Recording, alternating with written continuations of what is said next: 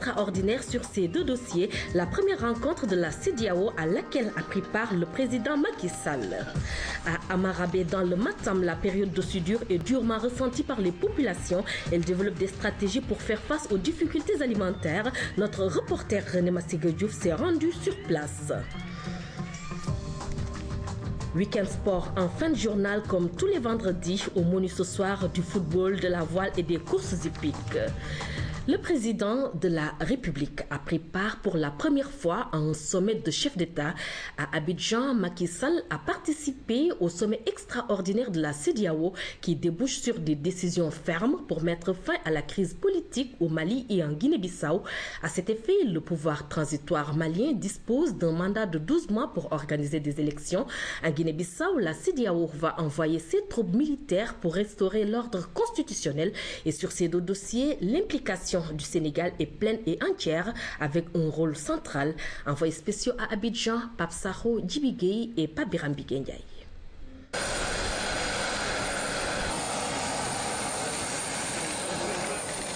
C'est sous la pluie que le président de la République a foulé le sol ivoirien. Des retrouvailles entre deux chefs d'État qui partagent un même idéal avec une complicité sans cesse croissante. En compagnie du président capverdien Jorge Carlos Fonseca, Macky Sall a eu droit aux honneurs. L'exécution des hymnes nationaux de la Côte d'Ivoire, du Sénégal et du Cap-Vert. Et derrière cet acte solennel, la communauté sénégalaise était aussi à l'accueil. De la joie et de la fierté, fiers de retrouver leur président. Ensuite, il y a eu ce tête-à-tête entre les trois chefs d'État pour camper le décor d'un sommet crucial qui se penche sur la situation critique au Mali et en Guinée-Bissau. Nous devons mettre un terme au coup d'État en Afrique, puisque le continent a besoin de se développer. Il ne peut pas y avoir un développement sans la paix et la stabilité.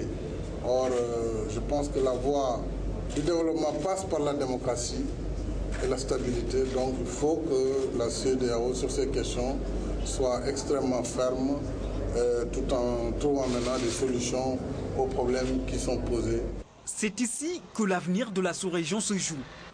Derrière ces murs de l'hôtel Ivoire, le monde a les yeux rivés sur les chefs d'État et de gouvernement de la CEDEAO. Et pour montrer l'importance de ce sommet extraordinaire, les Nations Unies, l'Union européenne, la France et les États-Unis ont tous dépêché des émissaires pour que l'application des conclusions issues de cette rencontre soit effective.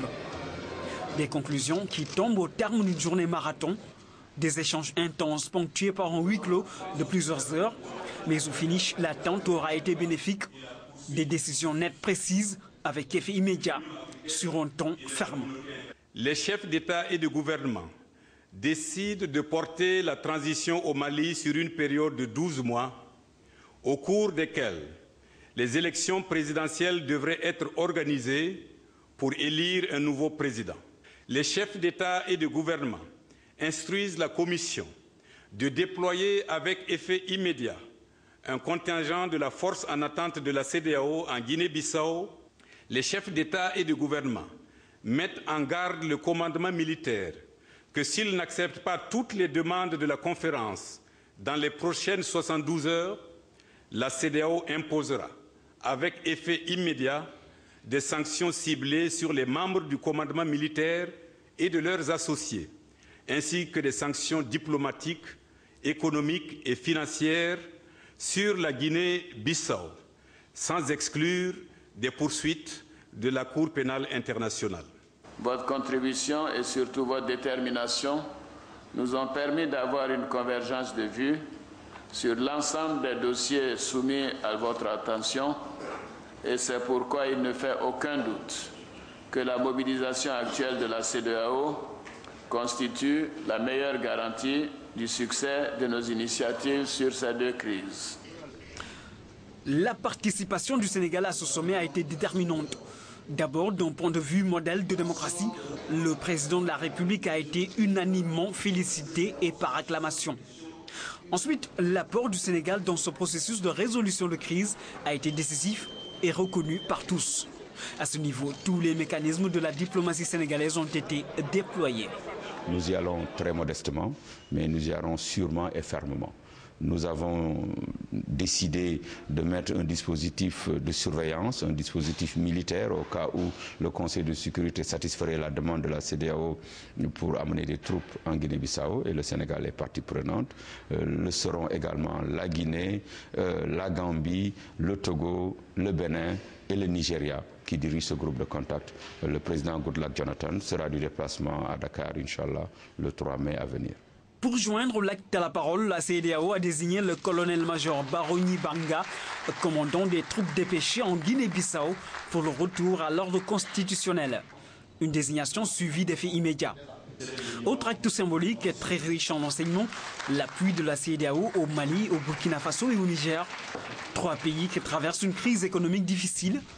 3 chèques de montant global de plus de 12 milliards de francs CFA.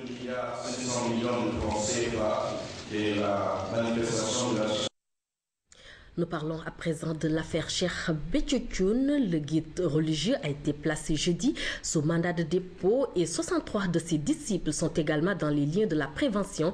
Un dispositif sécuritaire impressionnant a été déployé ces dernières heures à Thiès pour parer à tout risque de trouble à l'ordre public. Retour maintenant sur le film de l'audition avec Anne-Marie Gomis. Tôt le matin, les forces de l'ordre avaient déjà quadrillé le tribunal régional de Thiès. Et c'est seulement aux environs de 10h45 que le cheikh est arrivé et aussitôt conduit chez le juge d'instruction pour être entendu. Une audition qui aura duré 3 heures, suffisant pour l'inculpé. 13h, il quitte le tribunal, direction la maison d'arrêt et de correction où il est placé sous mandat de dépôt. Son avocat revient sur les chefs d'inculpation. Association de malfaiteurs, homicide volontaire, recel de cadavres, non-dénonciation d'un crime. Et on n'a pas la preuve qu'il a aidé ou assisté cet arrivé dans l'assistance de ces crimes. 63 autres personnes ont été arrêtées. Il s'agit de 11 disciples qui ont pris part aux événements de Kër Samba Laobé, 8 autres constitués en prisonniers, en plus de ceux qui voulaient dissimuler l'arme du crime. 37 autres disciples complètent la liste pour actes de vandalisme. Ils ont détruit tout sur leur passage. Vous avez vu la mairie, tout a été détruit, les archives.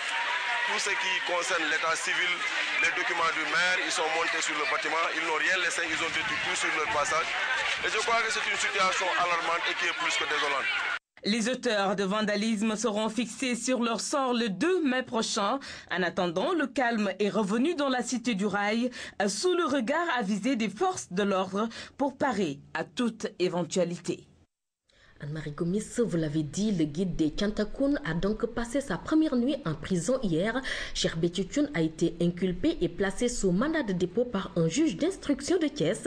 Ambiance inhabituelle au quartier 10e, siège de la prison où est détenu le guide des Thiantakoun. Sentiment mitigé dans la ville. Reportage à Thiès après une journée mouvementée, c'est avec Ousmane Garifay. Sur cet axe qui mène au quartier 10e, siège de la maison d'arrêt et de correction de Thiès, 2 agents des forces de police filtrent tranquillement les entrées. La consigne est claire. Ici, tout visiteur ou passant indésirable doit être conduit de force.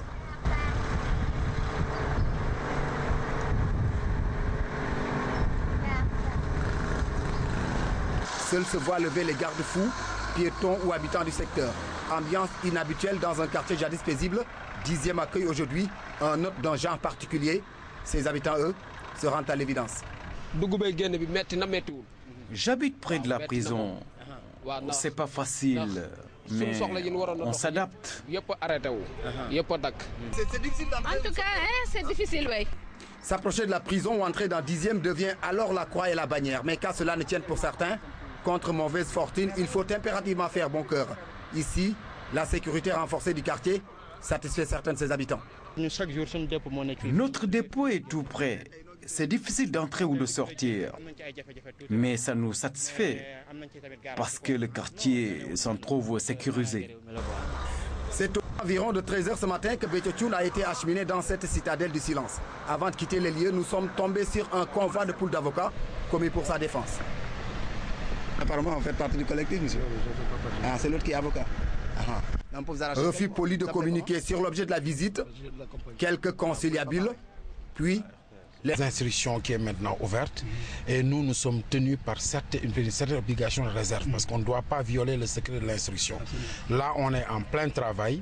C'est le travail normal de l'avocat qui défend ses clients. Donc, nous en sommes à ce stade-là et je ne peux pas vraiment en dire plus. Et on attend qu'il soit convoqué pour être entendu au fond. Est-ce que vous avez espoir qu'il va sortir au plus vite? Enfin, espoir, ça dépend de la diligence du juge. Mais nous avons bon espoir que pour les faits qui lui sont reprochés ne seront pas établis. Bien sûr, c'est pas une... Non, pas du tout. Pas notre connaissance pour le moment.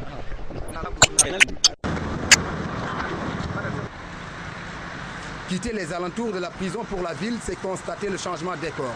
Sur ce boulevard principal qui mène au centre-ville, l'activité a repris son cours normal, malgré la présence remarquée d'agents de force de sécurité.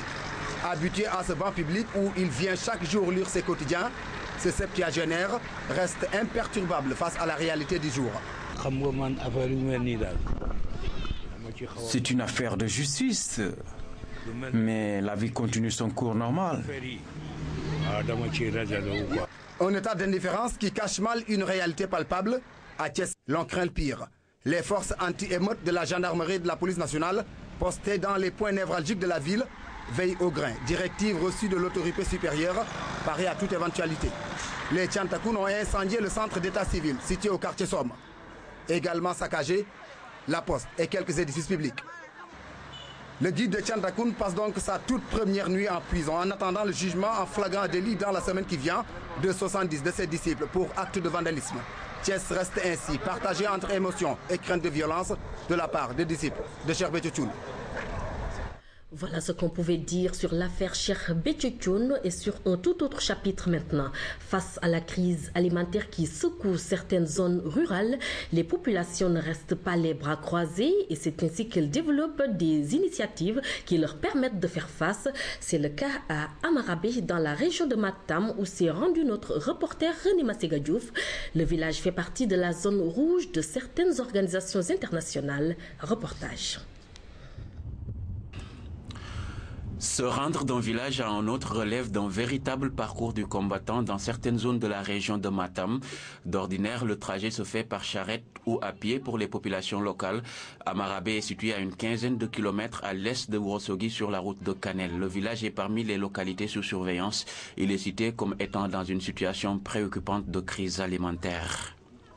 Les conditions de vie sont un peu difficiles parce que les gens ne mangent pas à leur faim.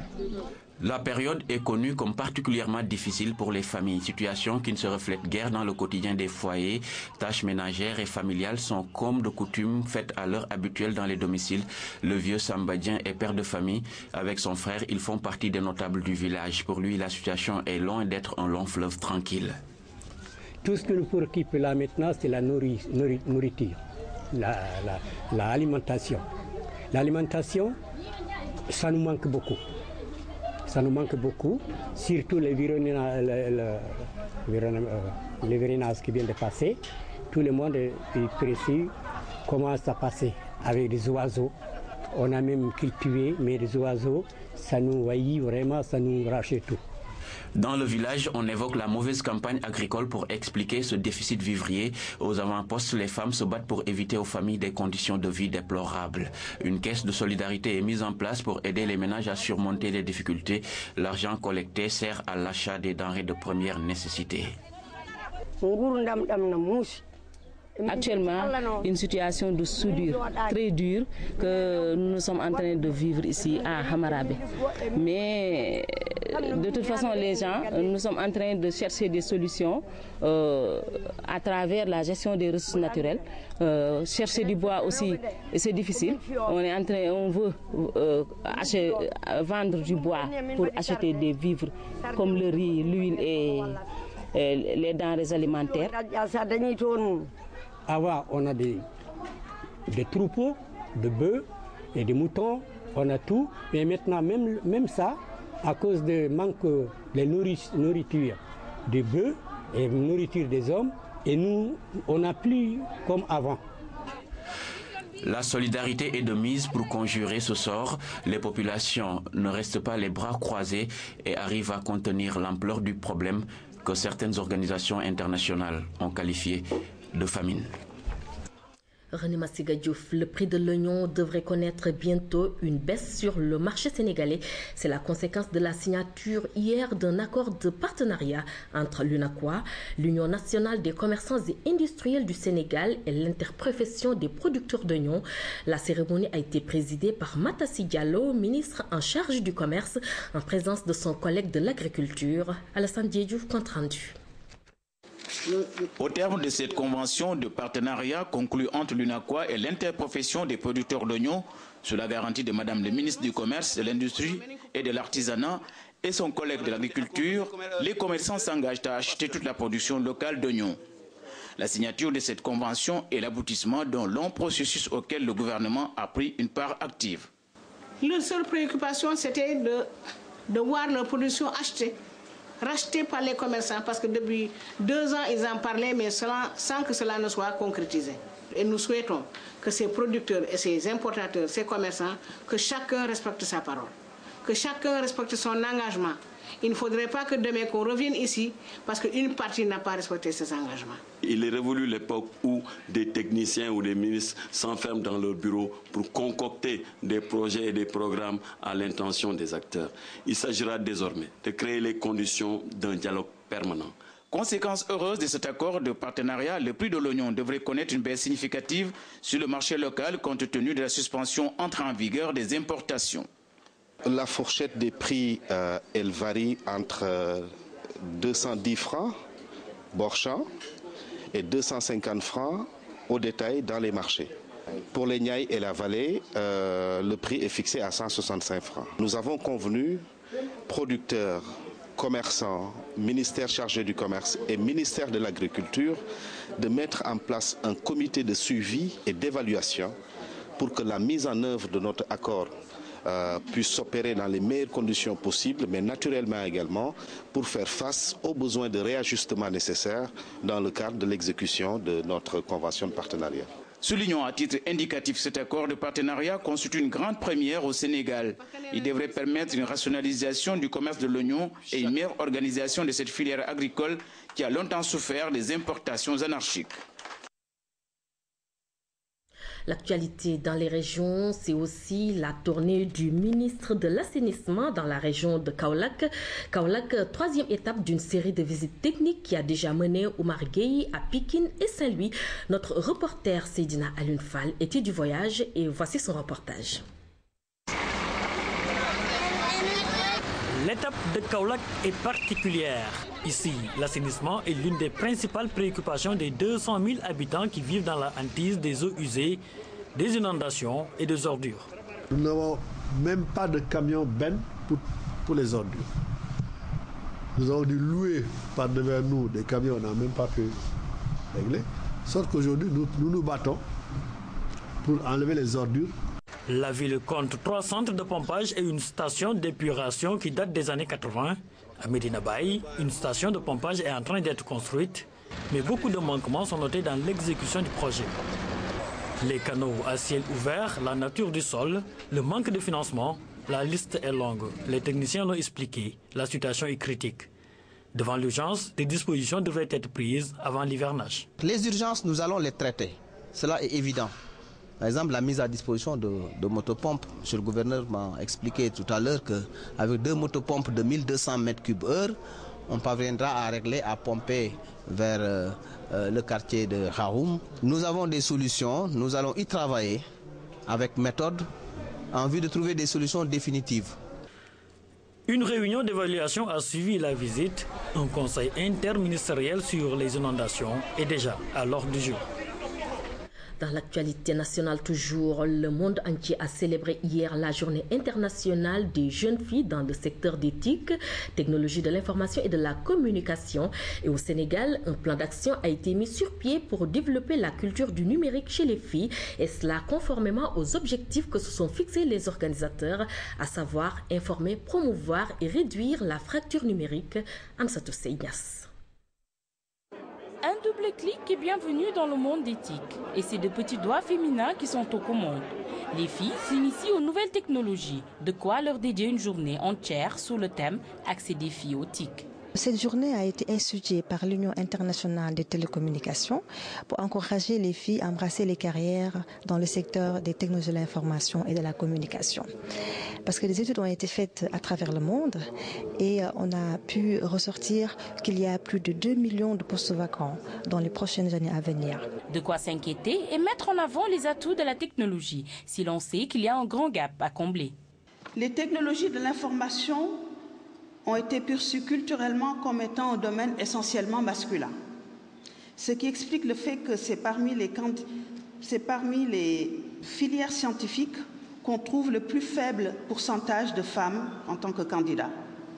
De ceci découle l'importance d'œuvrer pour une parité dans tout développement des TIC. L'État du Sénégal, à travers cette journée, accompagne cette initiative. Panel, visite de stand, initiation numérique étaient au menu. Nous travaillons à développer les passerelles entre la formation, la science et la technologie et le marché du travail afin que les femmes aient les mêmes chances que les hommes d'accéder à un travail décent, particulièrement dans l'éthique. Je demeure convaincu que la réalisation de ce projet va contribuer efficacement à la promotion et à la protection des droits fondamentaux des femmes et des filles dans l'éthique. Future actrice du secteur, la formation des filles au TIC devient une nécessité, voire une obligation. De quoi se rappeler l'adage. La meilleure façon d'éduquer une nation, c'est d'éduquer ses filles. Et je vous donne à présent lecture de ces communiqués qui nous viennent du ministère de l'Intérieur.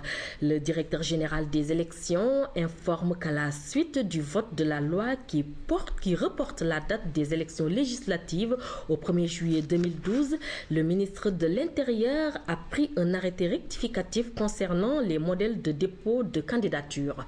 À cet effet, il informe les partis, coalitions de partis politiques ainsi que les listes indépendantes que les modèles qui ont été déjà distribués restent valables. Et il n'y a que la date du 17 juin 2012 qui doit être remplacée par celle du 1er juillet 2012, signé le directeur général. Le deuxième communiqué, le directeur général des élections rappelle aux mandataires la nécessité d'observer scrupuleusement certaines formalités relatives au dépôt de listes et dossiers de candidature aux élections législatives du 1er juillet 2012. Ceci pour éviter la forclusion ou l'irrécevabilité. Il s'agit notamment de la désignation des mandataires qui doivent se présenter avec un titre qui les habilite à déposer les candidatures, respecter la parité alternée sur toutes les listes proportionnelles comme majoritaires, titulaires et suppléants, veiller à ce que les pièces soient complètes et valables, c'est-à-dire respecter la durée de validité, notamment l'extrait de naissance et l'extrait de casier judiciaire. Veiller à ce qu'il n'y ait pas d'erreur ou de manquement sur les mentions obligatoires, faire signer les déclarations individuelles de candidature par les candidats eux-mêmes.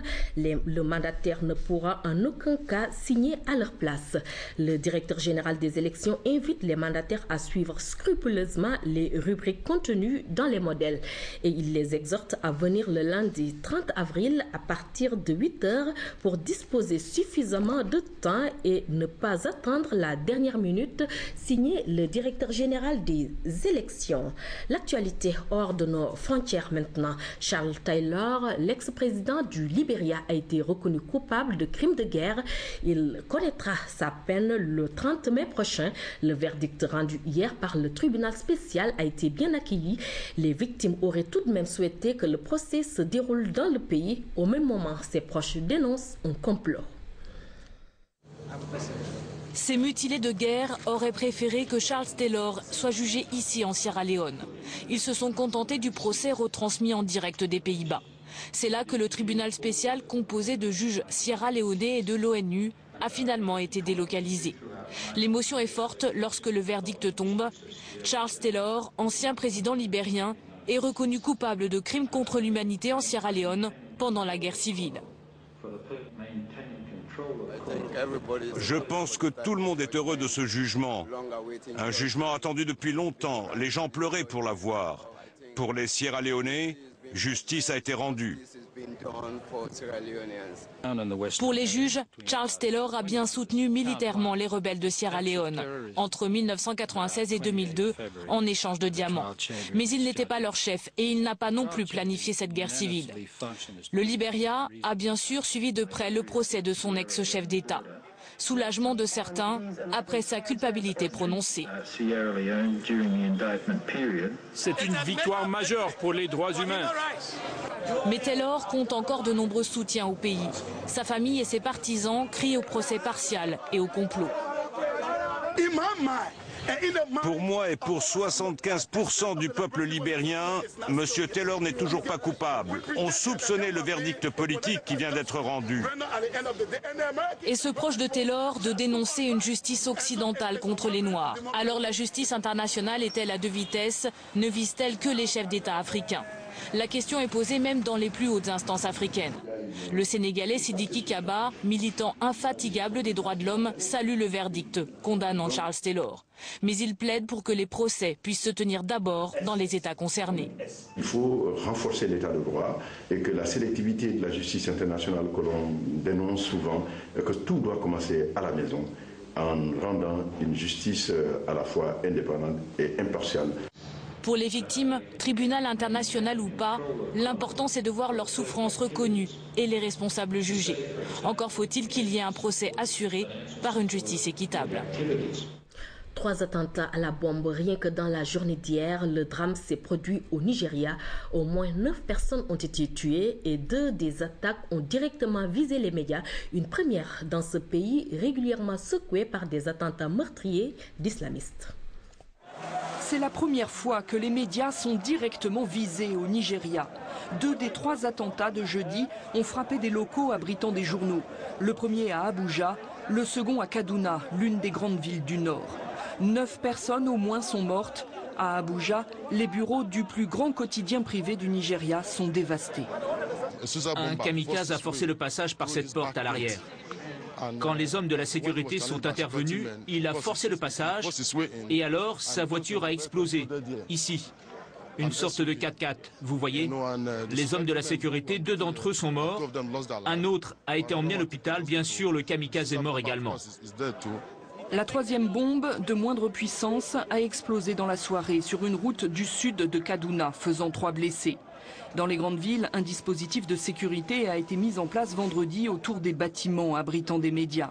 La police mène l'enquête pour confirmer ses soupçons sur la responsabilité de Boko Haram. Le groupe islamiste avait récemment menacé la presse. Depuis 3 ans, plus de 1000 personnes ont été tuées au Nigeria dans des violences attribuées à Boko Haram. Ici au Sénégal, les jeunes ressortissants bissau-guinéens vivant à Dakar ont organisé un sitting ce matin devant leur ambassade. Ils ont remis une pétition à l'autorité pour dire non à la violence notée dans ce pays après le putsch du 12 avril dernier. Et c'est un reportage de Kaltom Gay. Loin des yeux, proche du cœur. Leur cœur bat pour la Guinée-Bissau. Ces jeunes ressortissants bissau-guinéens sont très sensibles à la situation qui prévaut en ce moment au pays d'Amilcar Cabral. Ils disent stop à la violence. C'est en tout cas pour dénoncer ce soulèvement militaire, pour dire non à la violence, pour dire non au coup d'État, pour dire oui à la démocratie, pour dire oui au respect de la volonté du peuple, pour dire oui au développement de la Guinée-Bissau. Donc nous voulons vivre dans la paix comme les autres peuples, parce que nous avons droit aussi à la stabilité, nous avons droit à la tranquillité, nous avons droit de vivre dans la prospérité comme tous les autres peuples du monde. Pour le retour de la paix dans ce pays lusophone, les ressortissants bissau-guinéens ont remis un mémorandum à leurs autorités diplomatiques. Elles promettent que le document sera transmis à qui de droit. Je reçois cette pétition que je vais lire et transmettre aux autorités concernées. C'est une bonne manifestation. Ça veut dire que vous êtes préoccupés par la situation qui se passe chez nous. Donc, je n'ai qu'à vous remercier pour ce geste et on va le transmettre. Même avec l'installation d'un gouvernement de transition, la situation est loin d'être stable à Bissau. C'est pourquoi les manifestants lancent un appel à la communauté internationale afin qu'une solution durable soit trouvée. Et nous passons maintenant à la santé. Le projet de renforcement du système de santé RSS, financé par le Fonds mondial Sida, tuberculose, paludisme, s'est déployé jusqu'à Kédougou. Et aujourd'hui, nous allons à Bandafassi, à plus de 700 km de Dakar, où le RSS intervient. Le poste de santé de cette localité frontalière de la Guinée-Conakry s'apprête à être réhabilité après avoir été renforcé en équipement, nous dit Oumar Diaw. Au volant de leur guimbarde, ils parcourent sur place le monde dans leur petite tête.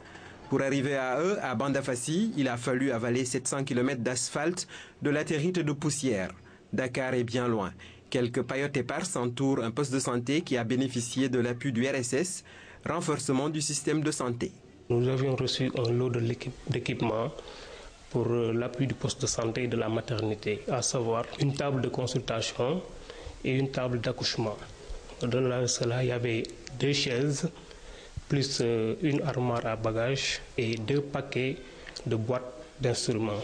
Plusieurs localités alentours dépendent du poste de santé de Bandafassi qui va être agrandi grâce au projet. Et un élargissement de la maternité avec des locaux bien fonctionnels. Ça vient de se concrétiser avec la semaine là. Vous avez vu la venue du sable et du béton. Donc il s'apprête à agrandir le poste. Recrutement de personnel qualifié, relèvement des plateaux techniques par une dotation en matériel et en équipement constituent les composantes majeures du RSS. RSS ne s'est pas du tout limité à ses ressources humaines. RSS nous est arrivé en termes de ressources matérielles. D'abord, en mettant en place véritablement, pour l'ensemble des postes qui ont été ouverts, un tout petit peu, de mettre en place le matériel adéquat pour une meilleure prise en charge en réalité de ces populations. Pour les opérations de réhabilitation des postes de santé, les autorités locales voudraient une plus grande implication des districts, comme pour les recrutements. Il est important que, comme on l'a fait dans le cas du recrutement des agents, que cette activité soit décentralisée. De mon point de vue, ça aiderait à aller plus vite, mais également à renforcer le suivi. Responsabiliser les districts sanitaires permettrait d'accélérer les travaux de réhabilitation qui constituent des urgences en de nombreux endroits. Cela participerait de l'élargissement de l'offre de soins dans une région qui a encore du chemin à faire en matière sanitaire. Saccage des restaurants de l'université Cheikh Anta Diop de Dakar, les repreneurs suspendent le service jusqu'à nouvel ordre et c'est suite à l'accusation qui porte sur la péremption de la viande consommée au niveau des restaurants. Les repreneurs nient ce cas de fait et exigent plus de sécurité. Ils étaient face à la presse cet après-midi. Compte rendu de Philomène Constance Diagne. Que peut donc bien observer ce groupe d'étudiants? Ce n'est ni plus ni moins que des tas de viande qu'ils disent avariés et qui seraient à l'origine du mouvement d'humeur des locataires du campus universitaire. L'ensemble des restaurants de l'université Cheikh Anta Diop, hormis ceux de l'ENEA et de l'école normale, en ont fait les frais. À l'heure du dîner, des étudiants ont constaté que de la viande avariée leur a été servie. Donc choqués sur le champ, ils sont partis vandaliser les réserves des repreneurs, c'est-à-dire les chambres froides et les réserves aussi des autres repas, donc, et puis de leurs condiments aussi. Donc sur le coup, je crois que ça a fait naître un mouvement d'humeur. Ils sont partis au niveau de tous les restaurants du campus universitaire pour faire déguerpir les agents de sécurité et sortir tout ce qu'il y avait comme viande. Il y avait aussi parmi les stocks de réserve de la viande avariée et en même temps aussi parfois de la viande qui était assez normale. Du côté des repreneurs, la version est tout autre. Tout serait parti d'un service collectif de steak salé au restaurant argentin. Selon les restaurateurs, les étudiants avaient juste des intentions malveillantes. Le principe fondamental de la qualité voudrait que le client dise que je ne veux pas ceci. Ils ont dit que les steaks sont salés, nous n'en voulons pas. Est-ce qu'on peut arrêter? On leur dit oui. Vous ne voulez plus ces steaks parce que c'est un peu salé. Vous ne voulez pas. Changeons le lot de steaks. Comme ça comporte déjà du sel, éliminons ces cartons de steaks et mettons à la place de ces steaks salés de la viande pour répondre à vos besoins. Les connaissants, comme ils étaient mal intentionnés, ce qu'ils voulaient, c'était une perturbation du service et du système. Quoi qu'il en soit, des deux côtés, l'on ne veut pas encaisser le tort. Pendant que les restaurateurs exigent la sécurité dans l'exercice de leur métier, les étudiants, eux, exigent de meilleurs traitements pour leur alimentation. Donc nous leur demandons de faire un peu plus d'efforts et de surveiller la qualité des aliments qu'ils nous donnent. Donc nous leur demandons de faire un effort dans ce sens. Il semblerait que c'est justement l'aile qui prône le renouvellement au niveau de ces amicales qui seraient à l'origine de tels actes. Maintenant, nous, le contexte est tel que notre vie, la vie du personnel qui travaille au niveau des restaurants est en danger. Les repreneurs ont décidé d'arrêter le service jusqu'à nouvel ordre. Ils en appellent à la diligence des autorités universitaires. Philomène Constance Diagne, l'évolution de la couture impose aux couturiers des mises à niveau et c'est exactement ce qui a été offert aux élèves et monitrices des centres socioculturels de Dakar. La formation a été assurée par l'association d'appui à la formation professionnelle et les récipiendaires ont reçu leur diplôme mercredi, nous dit Aramdao. Les techniques de couture moderne ne présentent plus beaucoup de secrets pour ces femmes. Elles sont retournées en classe pour apprendre les coupes de couture les plus à la mode. Une formation professionnelle qui leur a pris 3 mois. On a eu à apprendre la traçage du pantalon féminin, chemise, jupe, blouse, taille basse. Ça nous a fait un grand bien de savoir les techniques, non seulement de la coupe, mais aussi de la couture. Les récipiendaires sont d'anciennes élèves des centres socio-culturels de la ville de Dakar. L'association d'appui à la formation professionnelle a voulu les plonger dans le bain de la couture moderne, voire même tendance. On a monté un projet concernant la formation et le renforcement des capacités des femmes. On l'a déposé au niveau de la ville de Dakar. Bon, ils l'ont accepté. Ils m'ont confié la formation des 19 centres socio-culturels de Dakar. 45 femmes ont bénéficié de cette session de formation. Elle a été financée par le Fonds d'appui aux initiatives culturelles privées. Les récipiendaires se sont déjà construits. La Journée mondiale du livre et du droit d'auteur, occasion saisie par l'Association sénégalaise des bibliothécaires, archivistes et documentalistes pour mener des activités. Et Gay nous en dit un peu plus. La particularité cette année pour Asbat, c'est le choix de Mamadou Dia comme parrain. Un homme qui a beaucoup contribué au développement de la littérature au Sénégal. L'association de bibliothécaires, archivistes et documentalistes du Sénégal d'avoir un parrain qui a beaucoup écrit. J'ai dénombré personnellement et ce que j'ai eu à pointer, c'est à environ 20 ouvrages de haute facture, surtout économiques, politiques et sociales. Un vibrant hommage a été rendu aux pionniers qui ont participé à l'élaboration et à la mise sur pied de la structure. Ces personnes qui, jusqu'à présent, continuent d'être des leviers. L'ASBAT a saisi cette manifestation également pour célébrer des personnages de notre pays qui ont apporté, chacun à sa manière, une contribution éloquente au livre et à la lecture. Il s'agit respectivement de M. Amadou Mokhtar Mbow, de M. Amadou Alassane Bousso, de Mme Marietou Djong et enfin de Mme Khadikan Touré. L'UNESCO a instauré cette journée mondiale du livre et du droit d'auteur pour promouvoir l'économie du livre. C'est dans ce cadre que l'Association sénégalaise des bibliothécaires, archivistes et documentalistes a offert des livres à des bibliothèques.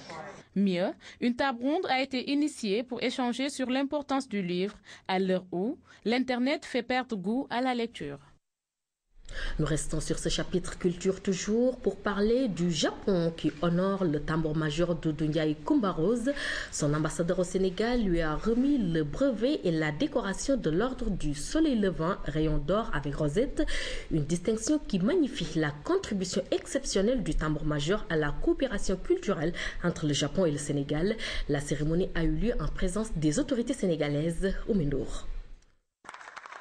Que de chemin parcouru depuis ce jour de 1978 où Doudou Ndiaye Rose met les pieds pour la première fois au Japon.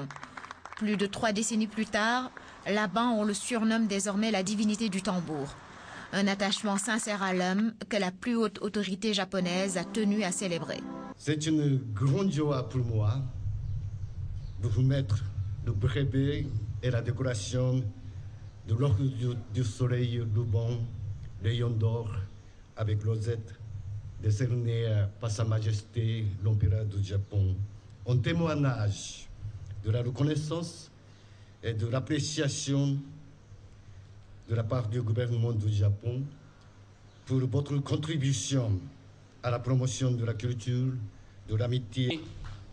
C'est lui qui a réduit la distance entre le Japon et le Sénégal. Je vous félicite au nom du chef de l'État. Je vous félicite au nom du Premier ministre et du gouvernement et surtout du peuple sénégalais tout entier. Seuls 5 Sénégalais ont reçu la décoration de l'Ordre du Soleil Levant Rayon d'Or avec Rosette, une des plus hautes distinctions du Japon. Doudou Ndiaye Rose en a certes eu et vu d'autres aux 4 coins du monde, mais pour celui qui a été élevé au rang de trésor humain vivant par l'UNESCO, celle-ci a une signification particulière. Il me revient donc de remercier du fond du cœur l'empereur du Japon et son excellence, monsieur l'ambassadeur du Japon au Sénégal, à toute son équipe. Soyez assurés que cette distinction fait partie des plus précieuses décorations qui m'ont été décernées. Cette cérémonie sobre mais pleine d'émotions a été l'occasion de rendre hommage au peuple japonais pour la dignité dont il a fait preuve lors du tsunami d'il y a 1 an. Quant au tambour-major, il annonce par ce duo avec le jazzman américain Suleiman Hakim une grande cérémonie populaire, histoire de célébrer cette distinction du pays du soleil levant et toutes celles qu'il a eues au cours de sa carrière de plus de 50 ans. Et c'est maintenant l'heure de Week-end Sport. Avec moi sur ce plateau, Koumba Diakhaté-Mar. Bonsoir Koumba. Binta, bonsoir. Heureuse de te retrouver. C'est partagé. Voilà, Koumba, nous allons démarrer avec du football. La 12e journée de Ligue 1 sera lancée ce samedi. Et le Classico Niary Tally AS Pikine sera en attraction ce week-end. 2 équipes d'une place pour les playoffs à 2 journées de la fin du championnat, afin des phases de poule. Donc, la course pour les PO s'intensifie à Ramdao. Djambar, Uzo, Duc dans la poule A et Casa Sport, Djaraf, Niary Tally dans la poule B. Ils sont en pole position pour la qualification pour les playoffs. Mais le promu, Djambar, pourrait être le premier qualifié à l'issue de cette 12e journée. L'Institut de Sali, solide leader avec 4 points d'avance sur son adversaire, le Dakar Université Club qu'il reçoit ce samedi à 17h30. Au même moment, Uzo, 2e, reçoit Yakar qui dort dans la zone des relégables. Dimanche, dans la poule B, Casa Sport a un pas des playoffs accueille Yego qui a déjà un pas en Ligue 2.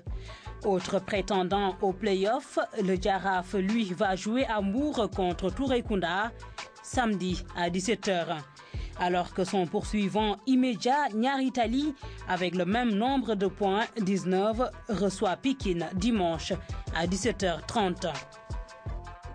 Et Koumba, nous venons de recevoir une information de dernière minute. Il s'agit, Binta, du tout nouvel entraîneur de l'équipe nationale du Sénégal. Il s'agit de Pierre Lechantre, info donnée par l'agence de presse sénégalaise qui cite Louis Lamotte, vice-président de la Fédération sénégalaise de football. On connaît donc maintenant le nouveau sélectionneur des Lions, Lechantre, qui remplace Amara Traoré.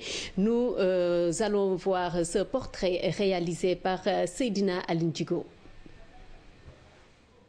Pierre Lechantre se retrouve à la tête d'une sélection nationale africaine 6 ans après avoir entraîné les Aigles du Mali. L'Afrique, le technicien français ne connaît presque que cela pour avoir passé la majeure partie de sa carrière d'entraîneur sur le continent.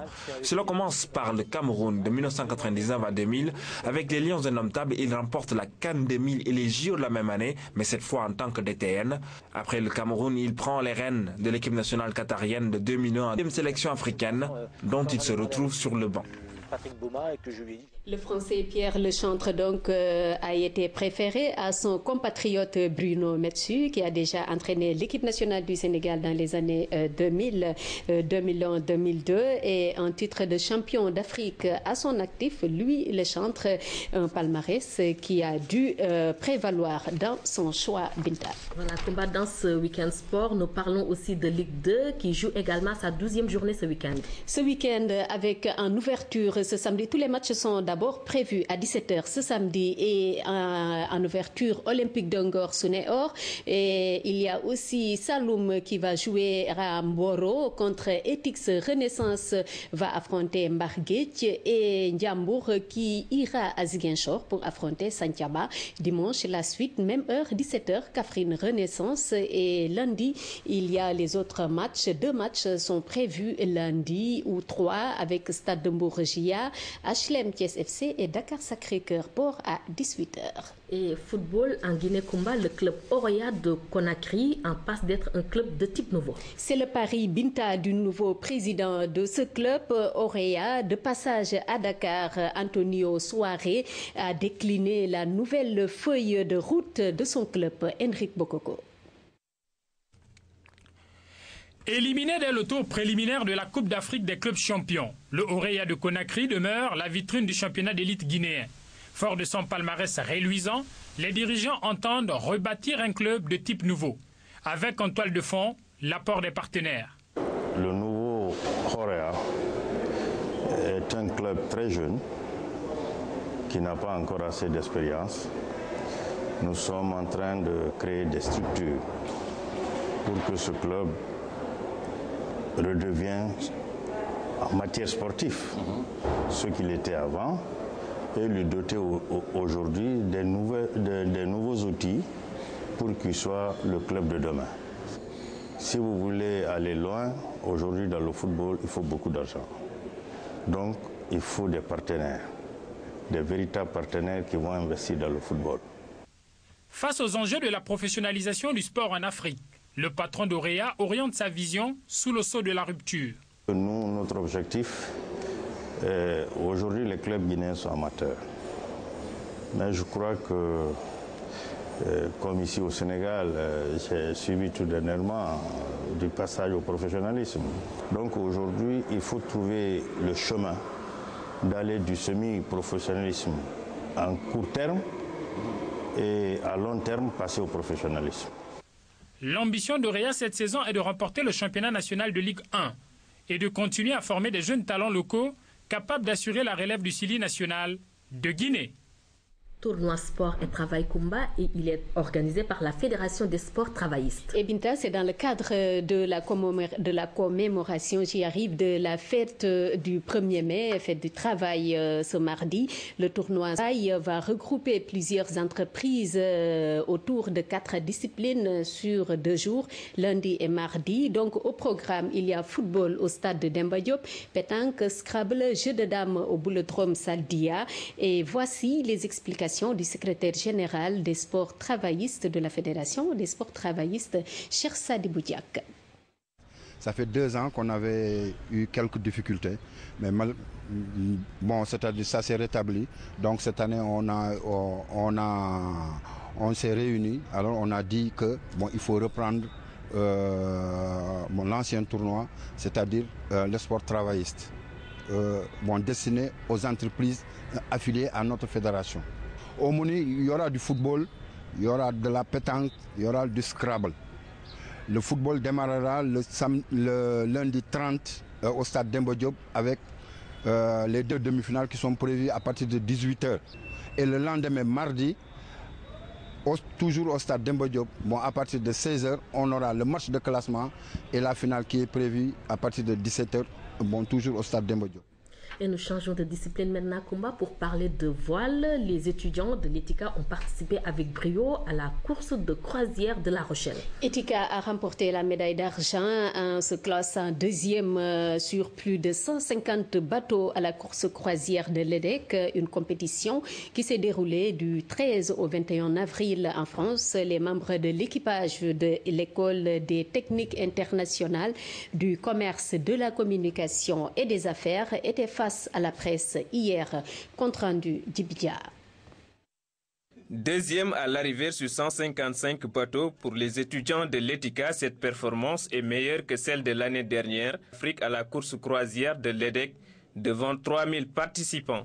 Il y a effectivement des équipages qui viennent de toutes les écoles, de l'Europe d'abord, et en même temps, la fierté de l'ETICA, c'est la seule école africaine qui participe à cette compétition-là. Donc du coup, c'est une fierté pour eux. Alors, peut-être ça va être un peu bizarre pour les Français et les Européens de voir les Africains participer, mais cette année, ils ont relevé le défi. C'est un espoir, tout simplement, parce que parmi tous ces étudiants-là, étrangers et européens de façon générale, eux, ils ont réussi à se placer au haut niveau. Les 4 membres de l'équipage sont de nationalités différentes. Ils étaient à bord du même bateau Perceval, du nom du héros du roman de Chrétien de Troyes. Et comme lui, ils ont été héroïques.